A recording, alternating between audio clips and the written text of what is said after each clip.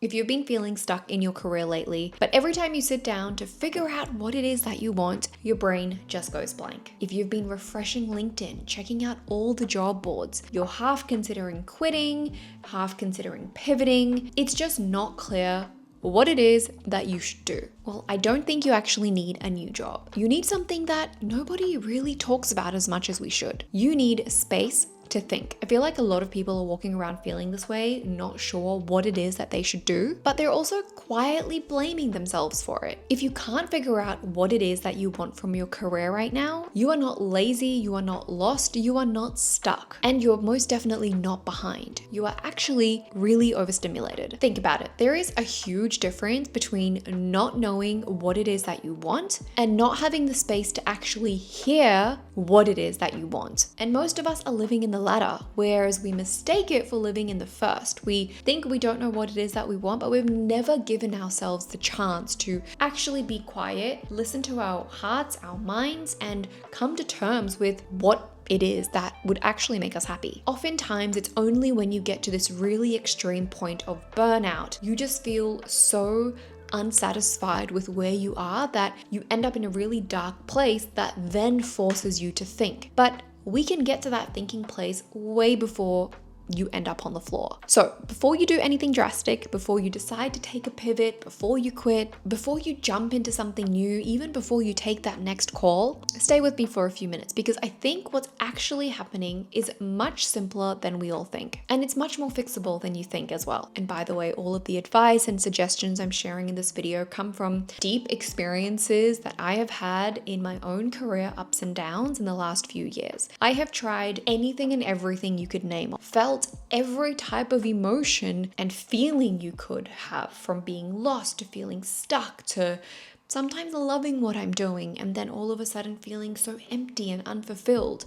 I've had career coaching. I've gone down really logical ways of thinking about it. I obviously have had my passion projects that really, really do fill my cup. And now I understand that one, these things take time and you always should take the time before you rush into the next decision. Secondly, you should always look at whether you are making a decision based on some external factor. Is it because it'll get you more money? Will it give you a certain title?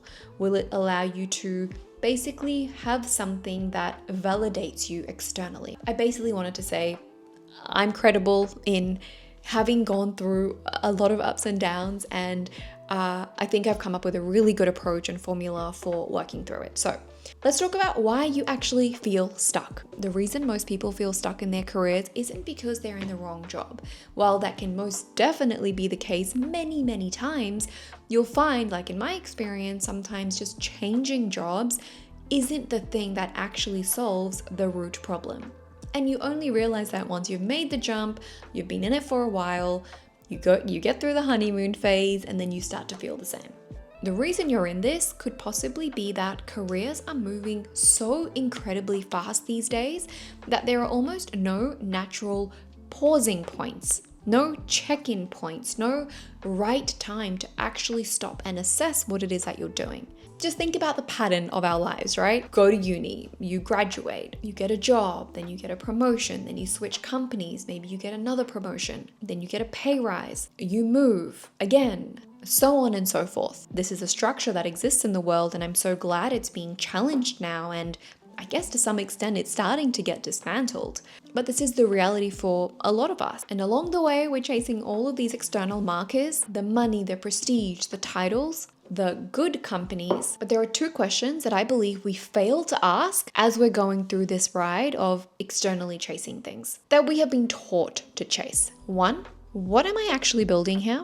And two, what is the kind of life I'm actually trying to create? We end up optimizing for our career so much more than we end up optimizing for our actual lives. We never define what it is that we're optimizing for. What is the purpose? What is the reason? And I'm talking about really deep down, the genuine, authentic, raw reason you are doing what it is you're doing and why you're chasing the thing that you're chasing. Now, the real killer in all of this is, a lot of us do want to stop and take a break and have a pause at some point, but when is the right time to do so? When are you supposed to do this? Because outside of work, we have filled every single gap in our day-to-day lives. On our commute, we will listen to a podcast. At the gym, we will listen to a podcast. On our walk to get coffee, we'll voice note a friend or listen to their voice note to us. If you're having dinner, you're watching Netflix or YouTube. You got 5 minutes of time to wait somewhere, you're going to be scrolling on your phone. Basically what I'm saying is that there is not a single moment in the modern day where our brains are just allowed to wander and be bored. And I feel like nobody is really connecting the dots on this. Clarity does not always come from input. Clarity comes from boredom and actually letting your brain have space. This is a classic case of having some of your best ideas when you're in the shower. You know, the moments where you had a problem that you had been stuck on for weeks and then you randomly had a breakthrough when you were on a walk. Or have you ever been on a long drive and you've forgotten to start the music? Especially when you're on a flight and you don't have Wi-Fi, I feel like that is the most incredible space to actually just step back and think about your life. I don't know if anyone else has these reflective life sessions on long haul flights, but I always do. But basically when you have breakthroughs, whether they're big or small, it's always when you're in this little gap of not doing a lot. It's not when you're on your phone. It's not when you're listening to the podcast. Yes, you might feel inspired and motivated and all these things, but that is not when your brain is doing its best work. And these gaps that I'm speaking about are the things that we've completely deleted from our day-to-day, week-to-week lives. And then we wonder, why can I not figure this thing out? Why am I confused? Why am I lost? Every single moment of stillness has been colonized by a notification, a podcast, a reel, a meme, a message, or a piece of content where someone else is trying to tell you something that they believe in or they value or their opinion. And don't get me wrong, I'm a podcast fanatic myself, and obviously I love YouTube, so this is not an anti-technology rant, but I think we just need to be honest about what we have actually traded for this attention. You know, I really believe we've traded our ability to hear ourselves, to think critically about big life decisions that we need to make. And we traded this off for the ability to literally never be bored. And I think for a lot of people, this trade-off that we've made is actually ruining the career decisions that they need to make. Because every career decision you're making right now, should I stay? Should I leave?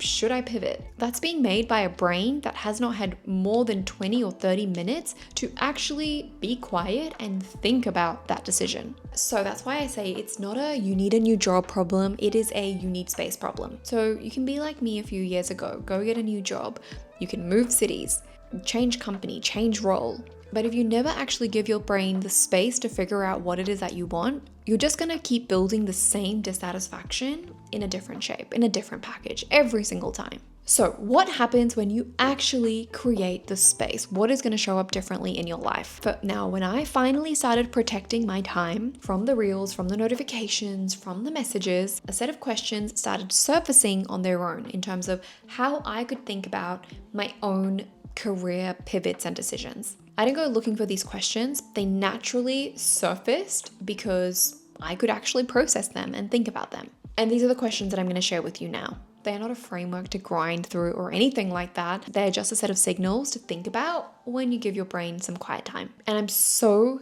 sure that if you just gave yourself the space to turn off your brain for a while, your own set of questions will come to you as well. Okay, question number 1. What am I optimizing for right now? This is not about what you should be optimizing for. It's not what looks good on paper. It's not what expectations others have of you. Not what your LinkedIn network thinks or what your family think. What are you actually chasing? Is it money? Is it stability? Is it prestige? Be brutally honest with yourself. Are you trying to prove something to someone? Are you trying to prove something to yourself? What have you ended up optimizing for? I don't think most of us answer this honestly, and until you do, every career decision that you make is going to be a guess, and it's going to be driven off the wrong optimization. From my own reflection, I came to the realization that I have always chased money and always put money on the pedestal for many reasons that make a lot of sense, but I realized that there are other sacrifices that come with constantly chasing the money that I was no longer willing to make. That is what I'd optimized my life. Question number 2, what chapter of life am I in?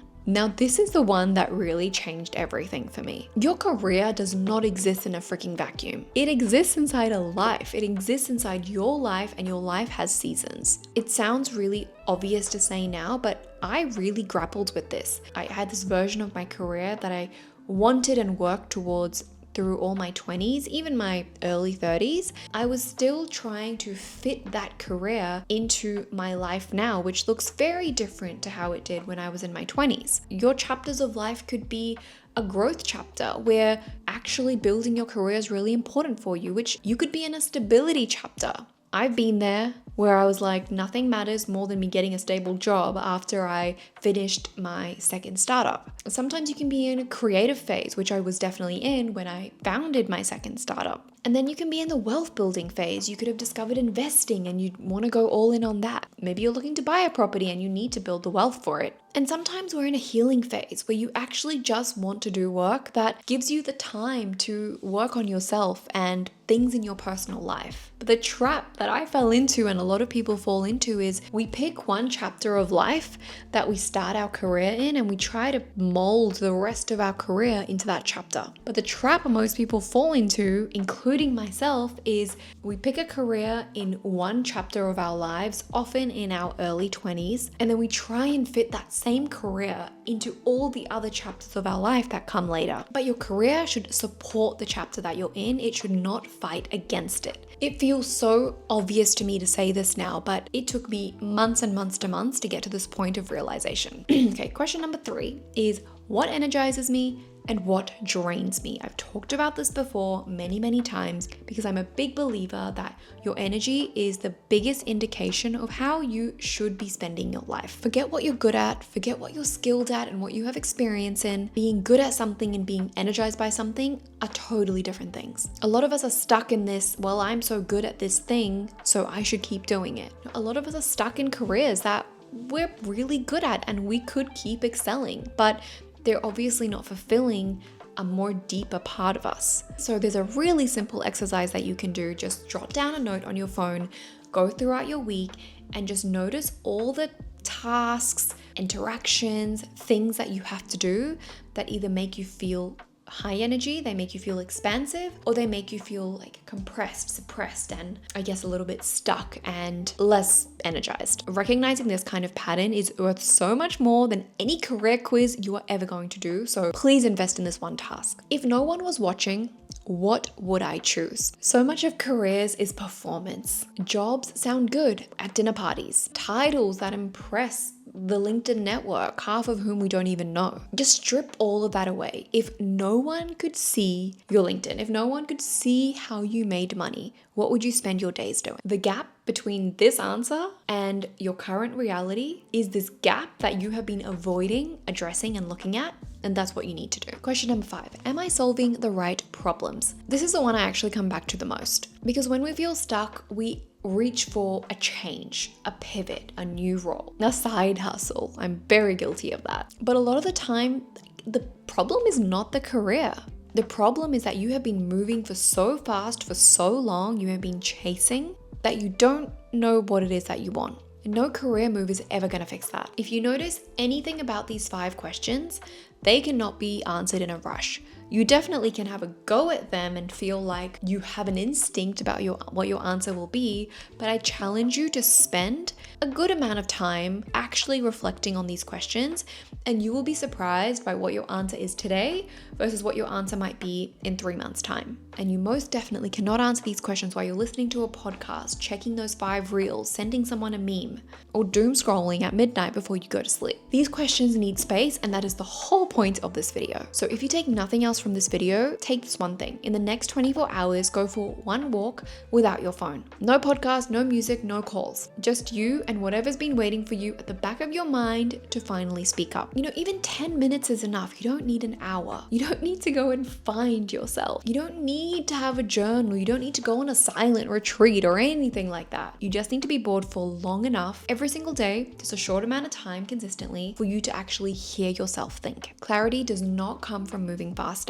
It comes from the one thing that almost nobody lets themselves have anymore. A few minutes of boredom every single day, a little bit of peace and quiet. And that brings us to the end of this video. You don't need a new job, you don't need a new career, you just need to start with giving yourself space to think. Once you have that, you are going to be amazed at how much of what you thought was a career problem was actually just a noise problem. There is, of course, a chance that you discover it is a career problem, but then you have the space to actually properly think about how to work through that rather than just sporadically making jumps. Thank you so much for watching if you got this far. If this resonated, then please like and subscribe. Send this to someone who you think it might help. Maybe in the comments, let me know, when was the last time you were actually genuinely bored? How did it feel? I'm curious how many of us would actually even remember when that was. So with that being said, thank you so much for watching, and I will see you in my next video.